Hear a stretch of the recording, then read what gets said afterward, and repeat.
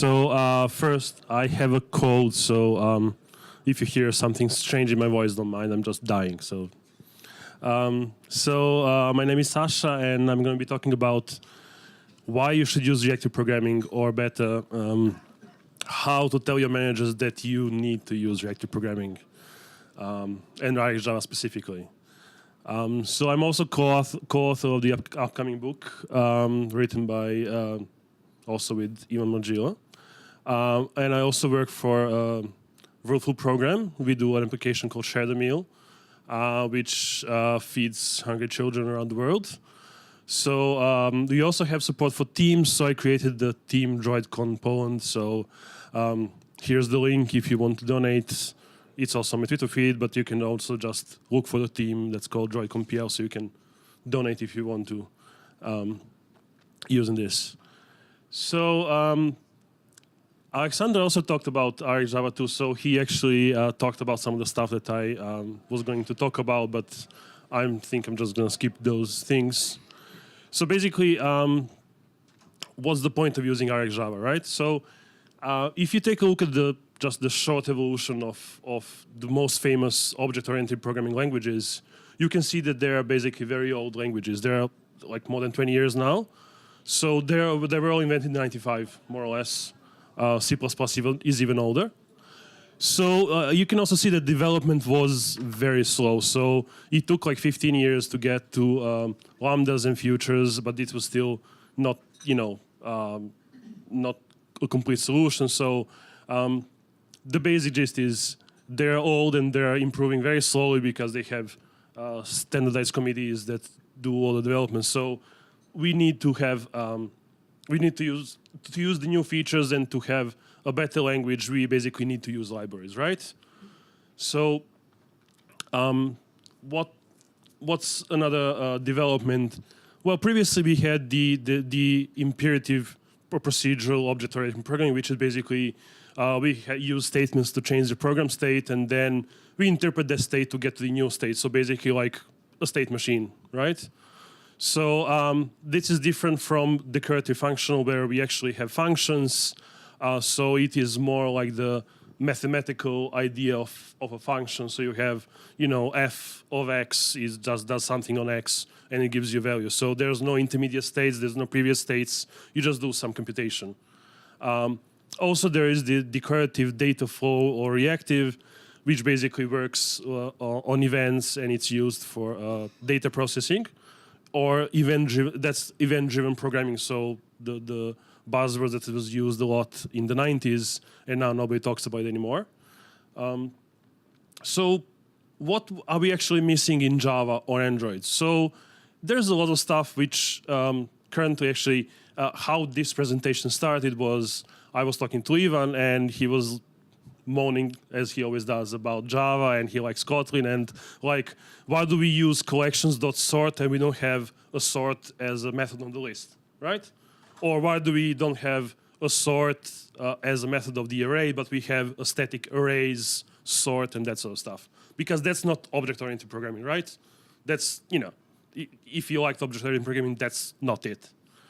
Also, why do we, for example, why do we have iterator has next as static and not list has next?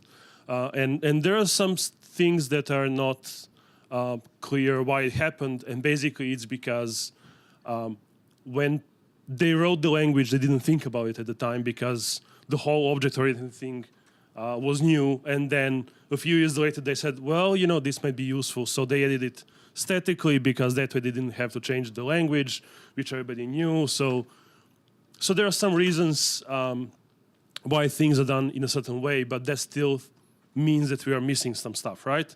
So some stuff could be done more elegantly or more nicely. For example, iterator, I don't know if you know, it's based on the Gang of 4 implementation, but that implementation is forward biased, because you has next, but if you want to go to the previous one, what do? Well, you do nothing, because what you need to do is you need to sort the list inversely, and then you can use the iterator, or you just do your own iterator. So you just use a for loop or whatever, but you don't use the iterator as it's implemented in Java. So in Java 8, we have the list for each, but that is still forward biased. So So also there are some things that weren't done, again, as nobody's using it. It was done, but nobody's using it. So for example, you have the observable and the observer pattern since Java 1.0, but nobody ever used it anywhere. So it's not used internally, it's not used in the libraries. It just, nobody cares about it. And that is as well because it's, again, just the basic gang for implementation, so nobody cares. So it's not used in collections. Android uses listeners, but they don't use observers. And they also have, like, sometimes they use set, which means you can only have one. Sometimes they use add, which means you can have multiple. Nobody knows why, nobody knows how. It just, just like, let's use listeners somehow, somewhere. Also, I hope you're all Android developers for some time, so you've noticed that multi-threading is a bitch on Android. So basically, there's no simple way to use multi-threading. So you have async tasks, but they have few limitations. Like, they must be created from the UI thread. They cannot be repeated, so you have to recreate them. If you want to use some advanced multi-threading, you have to have your own custom executors. There's no thread switching, syncing, and all that stuff. Also, executors are just pure Java constructs, so again, you have to do your own if you want to do something more advanced, and then obviously you have to know about that stuff. So it's not simple, and it takes time, and it takes experimentation, so it's not easy. Also, if you want to have nested asynchronous calls, as I said, there's no support for them in async tasks, which means you need to write your own, which means that then callbacks are not universal. Composing is manual because you have to write your own library or do everything manually. And the reuse of methods with callbacks is almost impossible. So this was actually explained as the reason to write RxJava. So it was there in the gist by Ben Christensen. So there is like lots of nice examples like why is it complicated in Java and in Android. Also, they try to do something with future and promises, but when introduced in Java 1.5, they were very incomplete. Also, future.get is blocking. So only with complete of a future in Java 8, you get it like it was supposed to be, but it's very limited in features, and it is obviously ignored in JDK, so you can use it, but nobody else will. And obviously, with async task, it just only has one future value, so it's basically like completable, and that's, single. So yeah. So still, it's very limited, right? So basically, what was the problem? So if you use Java for a backend or something, you can deal with that stuff, but on mobile devices, they're by default asynchronous, right? So you have you react based on the sensors data, you react based on the UI, on touches, you have your event listeners, you have the communication, which is asynchronous. So you also have, all the devices now have multi-core CPUs. So basically, Android SDK as it is and Java as the basis, they weren't made for this. So how do you solve this? Well, there is one simple solution, so to speak. So they created RxJava as a standardized multi-platform library. So that was their idea from the beginning, to have something they can use on the back end, and then obviously it got popular on Android, but the idea was also that you can use it in JavaScript, you can also use it in Scala and everywhere else. So you have the universal event interface, instead of using unknown custom listeners declared in 50 different ways. So then it is asynchronous by default, but it can be synchronized very easily. And it is by default event-driven, so you can easily do event sourcing, whatever you want. But also it has multi-threaded management, which is very simplified, even though it's still not easy because you can always make mistakes. But it's much more simplified, so it gives you tools to do it. And you have lots of operators which enable you to easily compose or transform the data flows. So obviously, the problem with this is that it's an external library. So it's not part of Android SDK, it's not part of Java. So the 1.2.0, it has around 5 case methods, and 2.5K fields. So you're gonna have, you're gonna need to have more space in your app for that. So if you're under 65K limit, you will sooner or later you will reach it. Also, it uses more memory because it keeps data in memory. It by default they copy all the data. So if you have an array, it will copy that array, so it won't reuse it and that sort of stuff for the internal operators. On the other hand, the data is immutable, so it's more into the reactive stuff. So if you care about this, obviously that's a good thing. Obviously, as I said, it enables you to do multi-threading, and it's easier to do complex flows, but those complex things are still complex, so they're not easy. They're just easier, but it's not simple. Also, there is one thing, which is the lifecycle management. So as it is, it's not done in the RxJava at all. Then there is the Android Rx, but it just simplifies it a little bit, but there are still some idiosyncrasies there that I'm not actually using it. I have my own lifecycle management simply because I don't like the one that's in there. So you have to know what it does, and then you can decide for yourself. So basically, you have to be careful around all the context references, which you have everywhere on Android. But that is by itself. You have to take care of it anyway in the app. So then there is the last very valid point, which is the testing and debugging is tricky. So if you don't know how to do it, even if you do know how to do it, there are always some small problems or catches, like Alexander mentioned. There's no Alexander, it was Anton. He said like the Rx schedulers, sometimes it works this way, sometimes it works the other way. Sometimes there are bugs in RxJava, so the schedulers doesn't work as well. So that's, as with any external library, you will always have those small things that complicate your life. So what I did here, I actually did some benchmarking. So previously, David Karnok, he did some benchmarking on some various reactive libraries. But then I noticed that there is something missing in there, which was the async task. So I said, okay, let's just add this and then benchmark it. So here in the graph, you can actually see that if you use async task for one event, it is very close to the reactive library. So there isn't that much difference. But if you use it for 100,000 events, you can actually see that it's much slower. And the thing that you see here is actually, we have 100 milliseconds delay. So the baseline is not 0, the baseline is 100. So you can see that even for 100,000 events, there's not that much difference in using Rx, but the async task is all the way up there. So async tasks weren't made for that. Rx, on the other hand, was. So if you have lots of events, it's quicker to use Rx.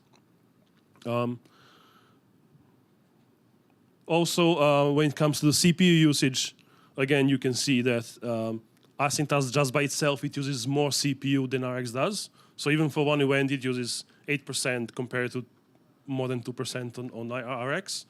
And for more events, again, it uses even more CPU. I also did some benchmarking apps. I published them, so it's open source on GitHub. Also, I used Nimble Droid to do some of the benchmarking there. So for example, you can see that the application without RxJava, it has I just did the basic network call. It goes, I think, against the Stack Overflow, and then it just shows some data and it shows the details, loads the comments, that sort of stuff. So it was just like a 3-page application, which I wanted to do to be close to like a normal Android app. So you can see that when you use RxJava, yes, you will have more methods. The application will be bigger by 340K in case of Rx1 and 500K Rx2, but the page loading will be quicker, which means that, so what I did, I basically have 4 network calls, which I synchronize and put them together and use data from all 4 of them. So you will see that that is actually the problem in Android. And when you use RxJava 1 or 2, that is quicker by 16 or 20%. So the RAM usage is more or less the same, CPU usage more or less the same, startup time of the app is the same, but yes, you get quicker data loading and synchronization and processing. So that is why you use RxJava, right? So I often get asked, okay, so but you can use RxJava, but there are some other solutions, right? So for example, one of the most popular is to use Auto as an event-based library, and then you would use Guava to process all the data. So that's actually doesn't fare as well. So first, it has more methods, and it's bigger, right? So you can see here the comparison. So again, so this is Rx1, this is Rx2, and this is Guava. So you can see that it doesn't have as many fields, but it has many more methods than the Rx1 or Rx2. And then obviously, there are still the problems that you don't get everything that you have in Rx, because Rx you have all those operators, and it was actually made to work together. All those operators, whereas Event Bus and Guava are just two separate libraries. So it's still synchronous. There's no threading management. You don't have the advanced operators, and like the final coup de grace, Auto was actually deprecated in favor of RxJava because Auto was made by Square, right? And they just use RxJava for everything. So, that's again one plus for RxJava. So when it comes to other alternatives, there are the reactive libraries. The problem with those libraries is that they weren't made with Android in mind. So, like Alexander showed you, the first pre-releases of Rx2 were actually made with Java 8.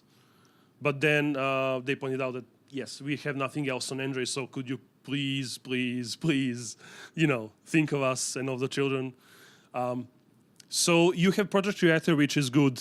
It's a bit slower than RxJava, but it still needs Java 8, and there is no direct Android support. Then you have Java 9, to have the basic implementation of reactive streams. But it's Java 9, so it's still not out. Nobody knows when it's going to be out, and nobody knows what's going to be in that implementation. And nobody obviously knows when Android is going to use Java 9, so there's that. And then there's also the Google Agera, which, don't get me started. Basically, I don't know why they tried writing a reactive library, because they obviously don't know how to do it. So it's basically slow, it's buggy, it's not tested enough, it's not standard. So the only good point is that it supports Android, and that's it.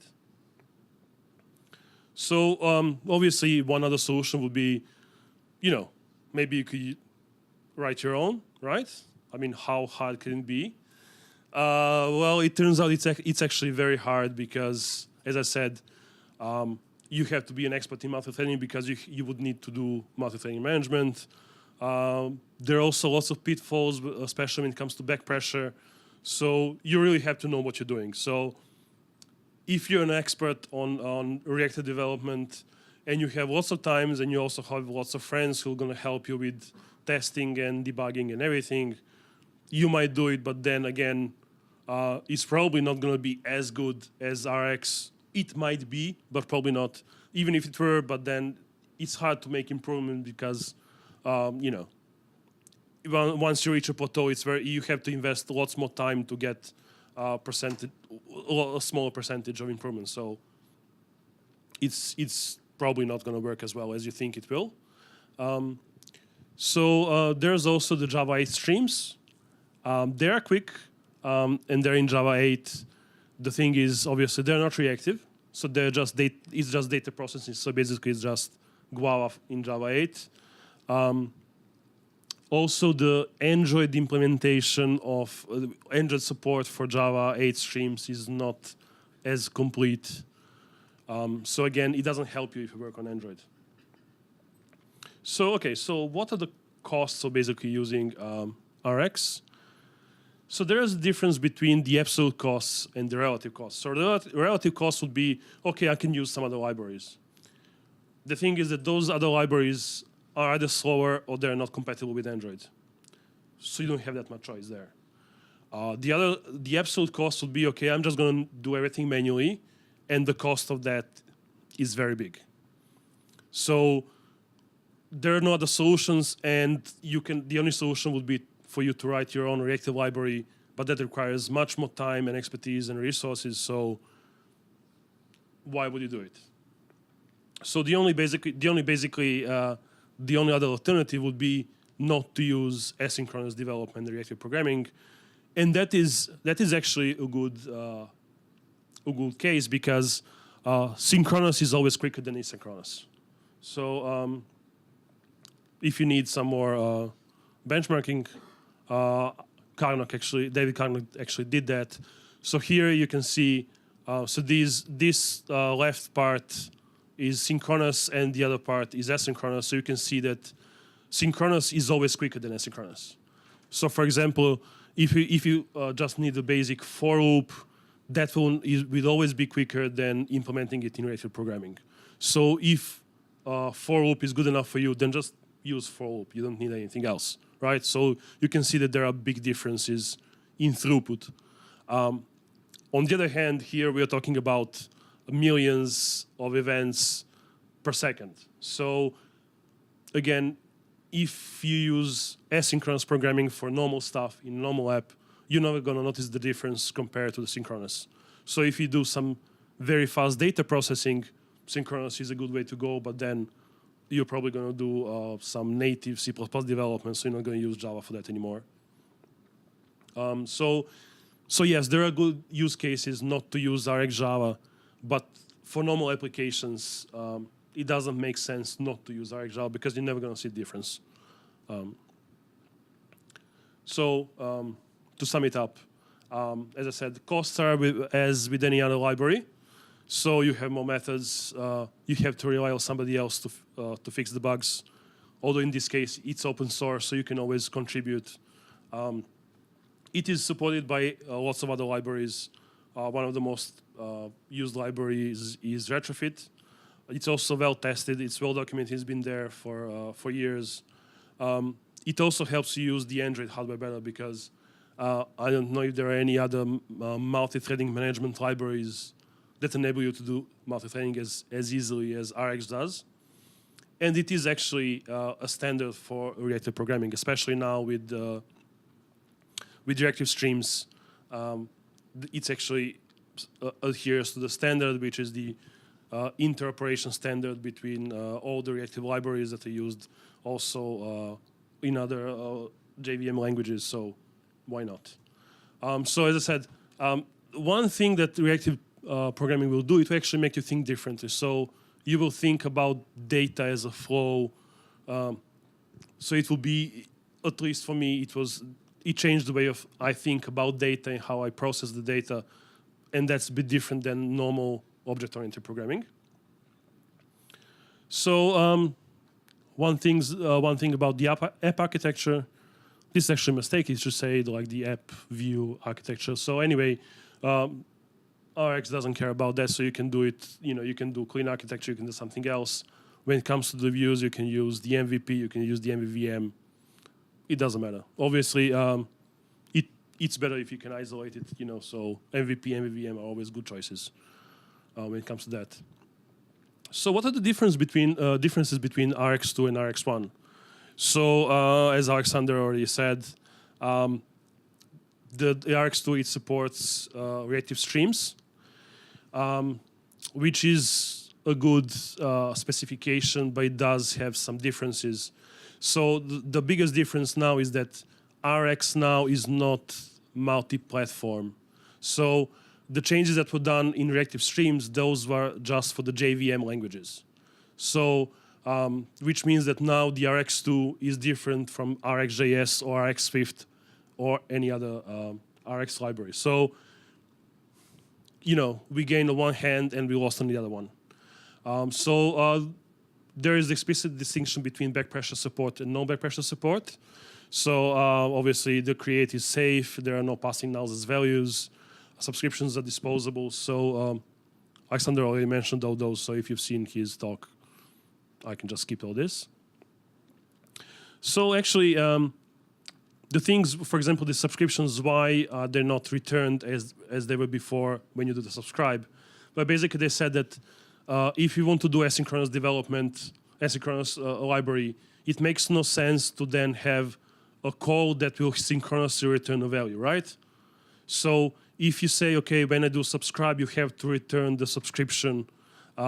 If you have a big block of stuff in unsubscribe, it means that all that has to be executed so you can return the subscription info. So that's why they said, okay, it doesn't make sense to do it. So they did optimize in RX2. So there were lots of small optimizations like memory-wise and speed-wise. And also they made it a bit easy to test. As he said, there is now, you don't have to use the test subscriber, you can just use the test method. He will give you the testable versions.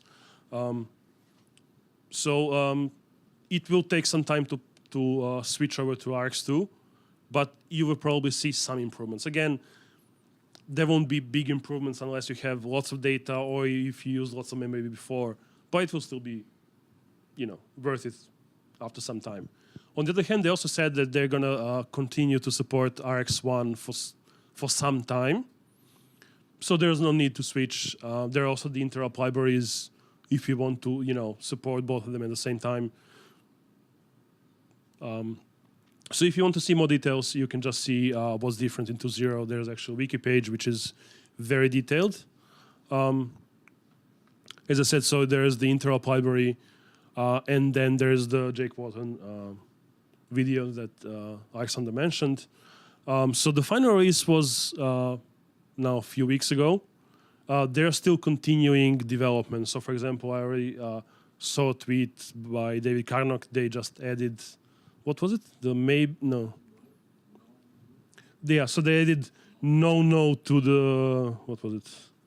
They added no as a completable to RX2. So for the last 6 or 8 months, the development was very quick. There were big differences in the release candidates. I don't know if you have time to, just keep pace with all this. So me personally, I'm going to stay on RX for next few months, and then when I have time, I'm going to switch to 2.0. But then again, I'm not going to keep pace with all the different versions in the meantime. But still, there are some improvements if you need it. The biggest value for you will be to actually start using RX in production if you haven't already, because it's just easier dealing with data. It's easy to do multi-threading, and it gives you some visible speed improvements. And that's, what else do you need, right? So that's it.